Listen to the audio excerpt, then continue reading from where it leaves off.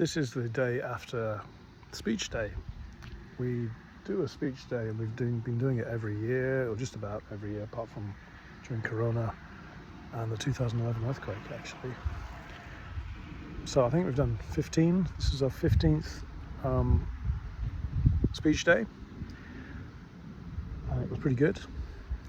And I just wanted to give you a few pointers if you want to run your own speech day. We had 60 kids, which is about half the student body, signed up for speech days, and we trained them for about a month in regular lessons.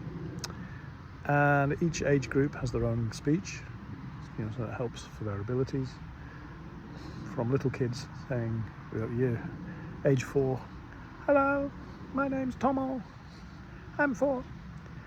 I like ice cream. I don't like green pepper.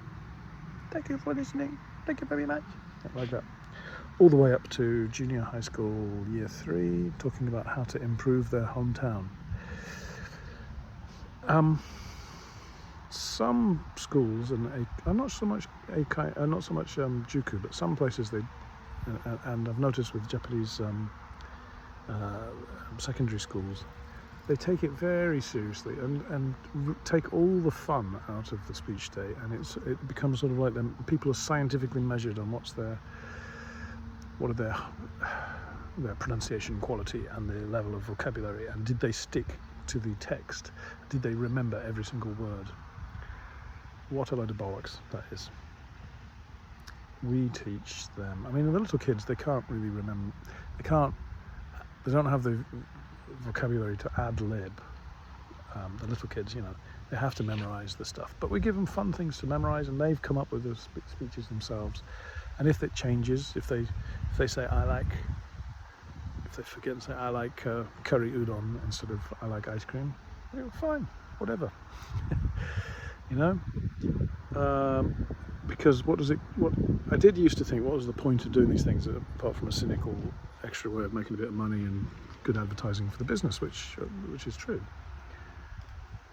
But educationally, there is the reason, and their main reason is to be able to stand up in front of a bunch of people. We had over 100 people in the audience, and you stand up there and you give your little speech. Resuming. Oh gosh, this stupid thing. It's going to say pausing now. Hold on. It's because I moved the iPhone. Hold on. I'm in the middle of a bike. Passing. Thank you. Keep this steady. Okay. Where was I?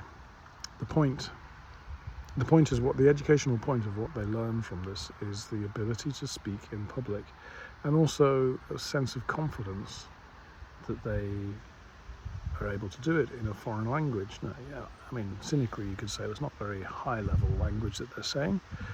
No, but they are learning how to stand up in front of an audience, how to prepare for this, how to do something that you're scared of. All good skills for life, and that's what we're teaching them, some life skills, and I think the parents appreciate it. We only had one kid who completely broke down, couldn't say his name, but we coaxed him through it, and he managed to finish his speech. And some kids actually really enjoyed it, and they sort of really came out of their shells.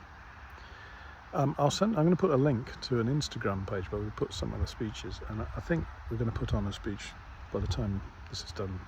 There's a speech from a kid who's 4 or 5 years old, and then now, that was from 10 years ago, and now as a junior high school kid, he gives his speech, and you can see the progression, the progress. And oh my God, if that doesn't make you want to sign up for our Eikaiwa, I don't know what does. So anyway, just some thoughts about running a speech day. It's a lot of work, and we held it at a city-run community hall.